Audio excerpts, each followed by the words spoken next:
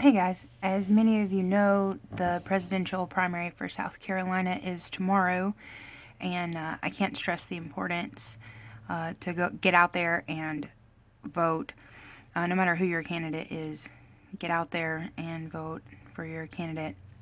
As many of you know, anybody who knows me closely knows Bernie Sanders is my candidate, and I wanted to take some time today to talk to you guys about Bernie Sanders and who he is. You may know Bernie Sanders. You may have heard of him. Maybe you've heard about who he is. Maybe you've heard some true things about him. Maybe you've heard some not so true things about him. I've heard a lot of not so true things about him, and I'm here to talk about him as a candidate and maybe dispel some myths that you've heard about him. I know I've heard quite a few of those myself. The thing I've heard probably the most is that when he becomes president, he's going to tax the crap out of all of us, and that's just simply not true. In fact, his tax plan doesn't involve changing the federal tax bracket unless you make more than $250,000. At $250,001, the tax bracket goes up 4%. So, unless you make more than $250,000 annually, you don't even have to worry about that. And according to PolitiFact, that only accounts for 2% of households in the United States. So very, very few people will be affected by any tax increase that Bernie has in store. And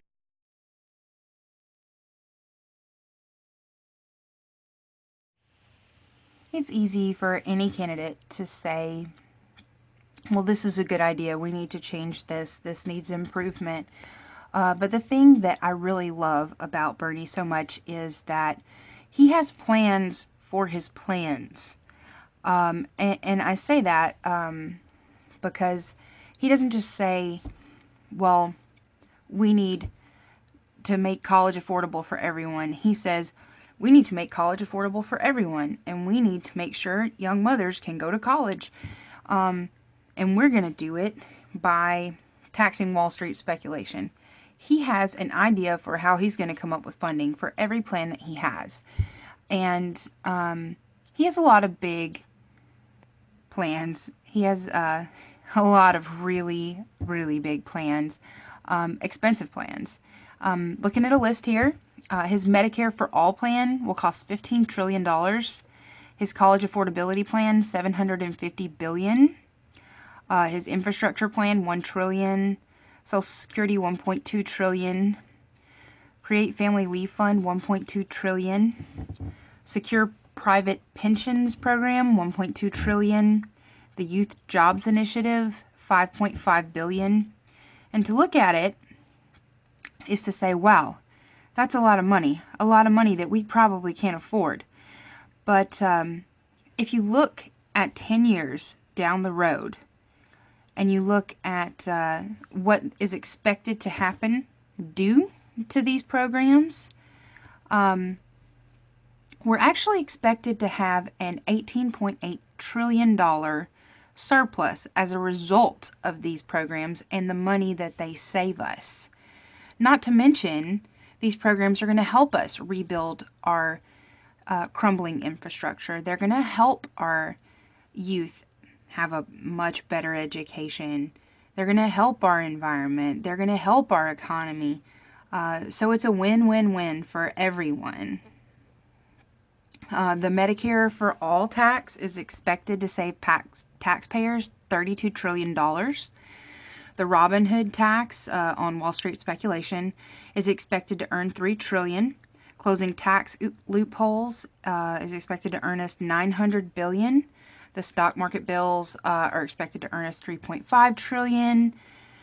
Ending polluter benefits, $135 billion. Restoring the estate tax with Bill 3533, $319 billion. $18.8 trillion is an enormous amount of money over 10 years.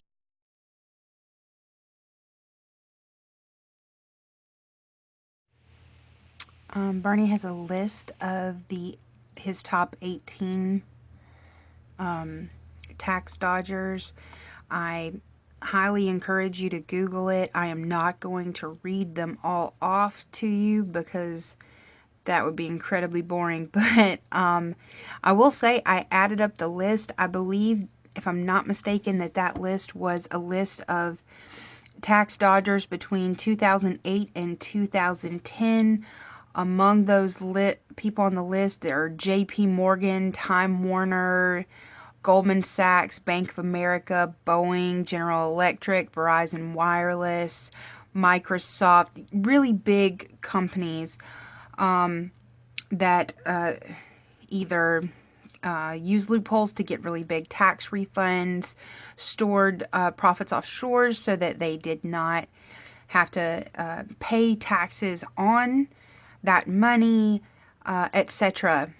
When I added up all of the money in those, I believe it was 2 years' time, it totaled 2 quadrillion 345,121,000,000,000.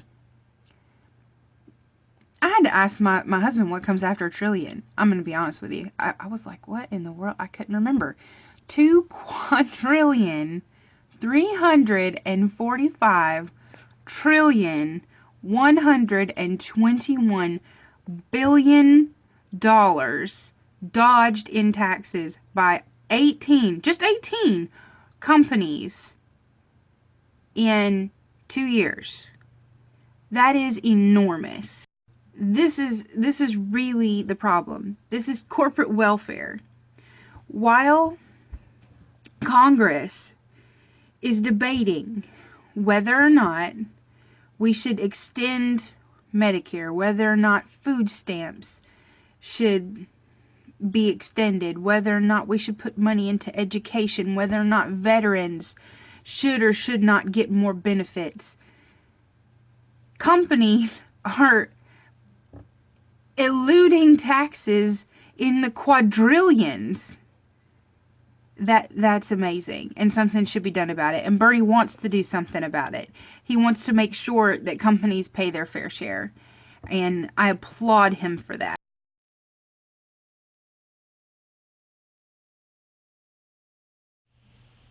We should not live in an age where a new employee packet includes information about how to sign up for WIC, SNAP, and welfare benefits, but it does happen. There are very large employers whose the majority of their employees are on benefits, are on government benefits, because their employer does not pay them sufficient wages to make a living. And this needs to cease. $7.25 an hour is a starvation wage. Minimum wage must be raised.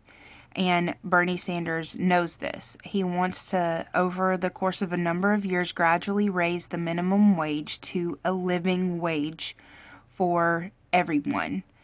And I cannot say enough about this. I am very happy, and I stand with Bernie on raising the minimum wage to a living wage for everyone.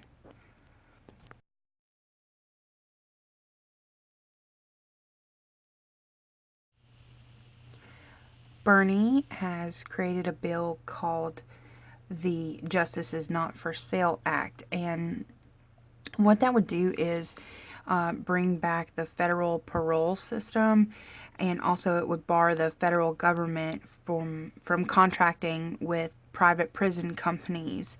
Not only right now does America have more prisoners per capita than any other major country, but the prison system that we have contracts the federal government with private, for-profit prison systems, and it puts a burden of responsibility on governments to fill prison beds, a contractual obligation to fill prison beds. And that is not the way a prison should be run. Bernie wants to put things back the way they should be, so that prisons are about social responsibility, that they are about public safety, and that they are about rehabilitation. So I stand with Bernie on that as well.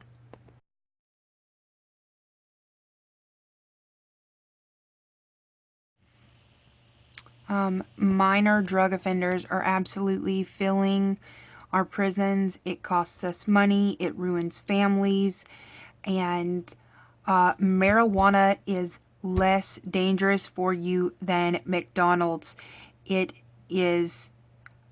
It makes absolutely no sense that we have marijuana prohibition, and there are people right now who are serving more time for marijuana, first time marijuana convictions, than the people who crashed the economy in 2008, and it is not right. Bernie Sanders wants to see an end to marijuana prohibition.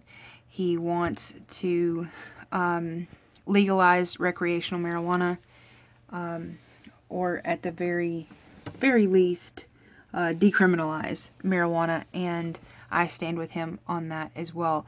It doesn't make any sense that we have made criminals out of people who smoke a plant. It's dumb. It is really just dumb. So,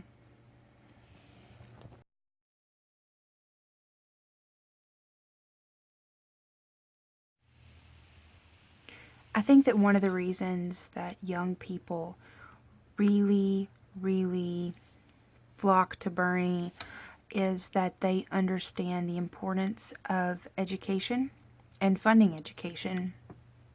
College is really expensive, and ATTN.com, or the abbreviation for attention.com, recently did a report, and I loved it. I encourage you to Google it. In 1978, a student could work a minimum wage job and afford to pay a full year's tuition at a public university of his or her choice, using that summer's wages. That's not even close to a reality now, but it was in 1978. Now we are looking at students who are leaving college. They may or may not be able to find a job in their field, and they are absolutely swimming in student loan debt. Student loans are not able, you're not able to include those with your bankruptcy. So you may be eligible for bankruptcy. You may be going bankrupt in every way, but you cannot include your student loans with your bankruptcy. You still have to pay those. You have to pay those until you die. And Bernie Sanders' goal is for college tuition at public colleges to be tuition free. The same way that your child can go to elementary school and high school for free, college tuition would be free. And also that people who have already gone to college and have enormous amounts of college debt, that they be able to renegotiate their student loans, so they be able to pay their student loans off as well.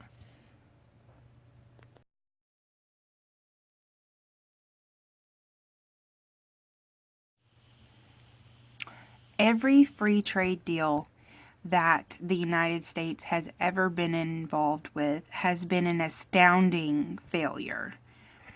That is not an opinion, that is an absolute mathematical fact. And Bernie Sanders is widely against free trade agreements. He is against NAFTA, he is against TPP, and he would like to see NAFTA reversed. Now, for those of you who don't understand what NAFTA and TPP are about. I will briefly give you a description of what it is. Let's say you get paid on Friday. You have an event that you're going to on the following Wednesday, and you would like to buy a nice dress. You are shopping. It is Wednesday afternoon. You walk by a boutique and you see a beautiful dress that you'd like to purchase. The dress is $125. You decide that you can afford it, you like it, and you're going to come back when you get paid on Friday and purchase it. You get home Wednesday evening and you see that same exact dress on Amazon on the front page, and it is $75 plus free 2-day shipping. You decide if you get the dress on Amazon with free 2-day shipping, you'll have it by Wednesday and you'll save some money too. So why not get it from Amazon? Essentially, that is what NAFTA did to us. I, in my home state of South Carolina, had a lot of family and friends who were directly affected by NAFTA. When you have companies like Milliken, for example, that are making comforters, they're paying someone minimum wage here in the United States to put together a comforter. Why pay someone $7, $8 an hour to put it together here when you can just as cheaply ship the goods for free over the border, have someone pay someone $1 an hour there to do it, and ship it back over the border for free and sell it for the same price? And when you're having someone do it over there, you don't have to worry about child labor laws. You don't have to worry about OSHA guidelines. You don't have to worry about overtime. There's so much wrong with those sorts of scenarios. And that is what we did when we passed NAFTA. It was supposed to be a good thing. It was supposed to be, it was supposed to make our economy blossom. But instead we lost millions upon millions of jobs. And the Trans-Pacific Partnership was just signed in. And it involved, NAFTA only involved a few countries, but the Trans-Pacific Partnership involves way more. It involves Austria, Brunei, Jerusalem, Canada, Chile, Japan, Malaysia, Mexico, New Zealand, Peru, Singapore, Vietnam, and the United States. Some of those countries that are involved with the Trans-Pacific Partnership are known human rights violators. They're involved with human trade, and yet we still allowed them to be involved in the Trans-Pacific Partnership. It's a huge mess, and Bernie has stood against the Trans-Pacific Partnership from the beginning, and I'm very proud to say that my candidate stood against the Trans-Pacific Partnership and remains against both NAFTA and the Trans-Pacific Partnership and will remain against them.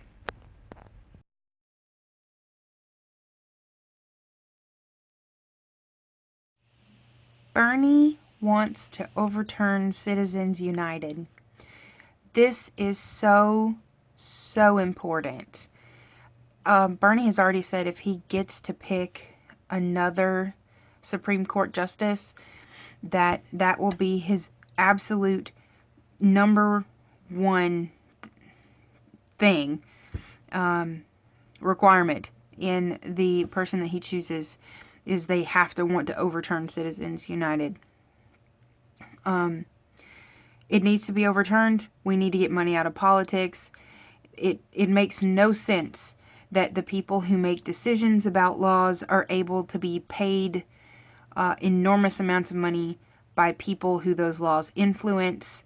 It's done publicly and shamelessly, and we all know about it, and there's nothing that can be done about it. And Citizens United Just goes to show that the Supreme Court ruled that they don't care. And Bernie Sanders wants to see that go away. And I stand with him on that.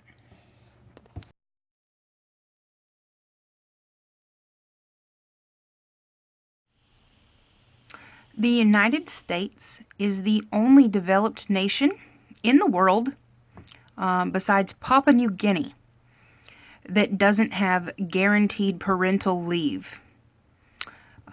Which isn't really saying much, because Papua New Guinea still burns people at the stake for being witches.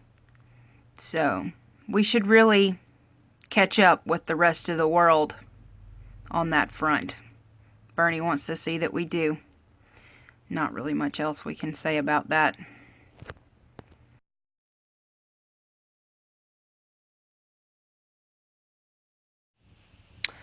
The truth of the matter is, everybody at some point is going to need to go to the doctor.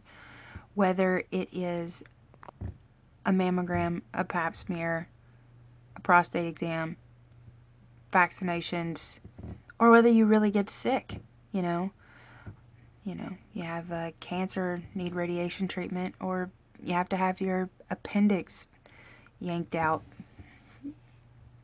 Occasionally, one of us is going to need some kind of medical treatment, and we have to have insurance for that. And Bernie wants to make sure that everyone is insured for when that happens, so we're all prepared for when that happens. And universal health care has been done in Europe, it's been done in Australia, and we already have a system in place called Medicare for people 65 and older that that can be used. A similar system can be used for everyone, a universal system. It would just need to be expanded to include everyone. I think it's a great idea. I'm totally behind them on it. And I have read that it is estimated that 95% of people will actually save money over their current plan on on the new Medicare proposal that he has. So I guess we'll just have to wait and see. But I believe that Medicare for All is a great plan, and I would be happy to see what he has proposed for it.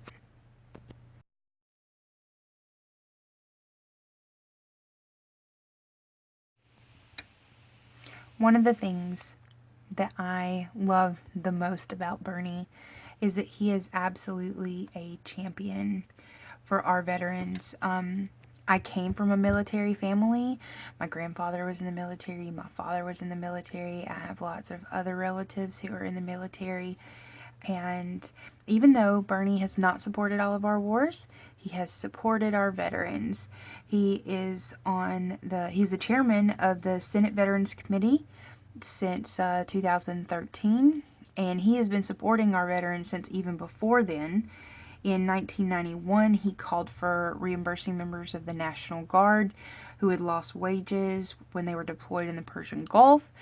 And in 2013, he created a Veterans Health and Benefits and Military Retirement Pay Restoration Act, which should have just skated through the House and Senate, but unfortunately Republicans tacked on a bill that would have put sanctions on Iran. And while they were arguing over the sanctions on Iran, Republicans started also arguing over the cost of the bill, and it ended up dying in the Senate. 41 out of 45 Republicans voted against the bill, and it never ended up going anywhere. But he has been an absolute champion for veterans' rights, and he understands that you don't just send men to war and that's it. When you take men to war, the cost of war is taking care of your veterans when they come home. And he has been and will continue to be, as POTUS, the champion for veterans that we really need. And I just love him for that.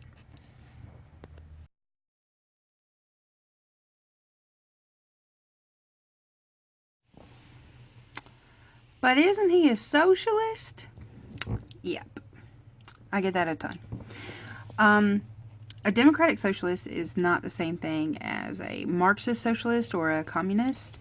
A democratic socialist is still a capitalist. It's just a capitalist who seeks to restrain the self-destructive excesses of capitalism and channel the excess uses of our tax money into creating opportunities for everyone. Democratic socialists believe that the economy and society should be run democratically to meet human needs and not the simply to make profits for the 1%. So to sum it all up, he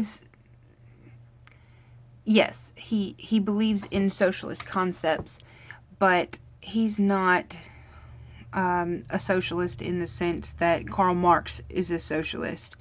And in fact, other socialist countries might be offended if you suggested as much. He believes in capitalism, but he believes in using tax money, government tax money, to benefit everyone. And he believes in using government regulation to prevent the wealthy few from taking advantage of everyone. I'm gonna go and make another video that has a lot more to it. I'm on my lunch break right now. My lunch break is just about over, so I don't really have a lot more time to go into detail about it, but that's about all I can say at this time.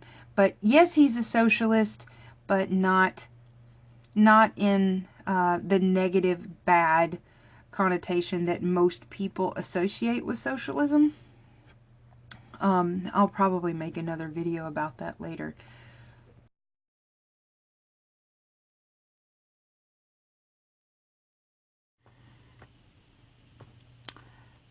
So the last thing that I wanted to say to you guys was that this election year, it's not about me or you or Bernie or even a revolution.